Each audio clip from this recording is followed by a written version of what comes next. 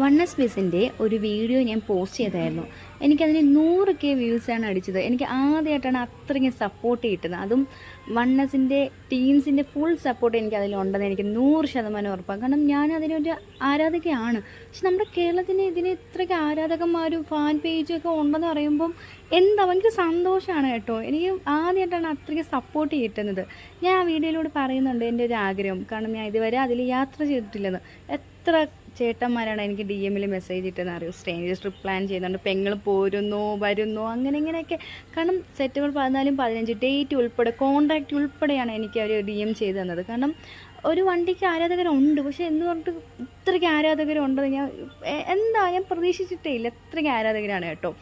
ഞാനും ഈ ടൂറിസ്റ്റ് ബസ്സിന് പൊതുവെ സ്നേഹിക്കുന്ന ഒരാളാണ്. ദൂരെ നിന്ന് വരുമ്പോഴേ എന്താ തുള്ളിച്ചാടാനുള്ള ഫീലൊക്കെയാണ്. അത് പ്രത്യേകിച്ച് വണ്ണസാണെങ്കിൽ പിന്നെ പറയണ്ട, ആ ഒരു സന്തോഷമാണ് മനസ്സിൽ.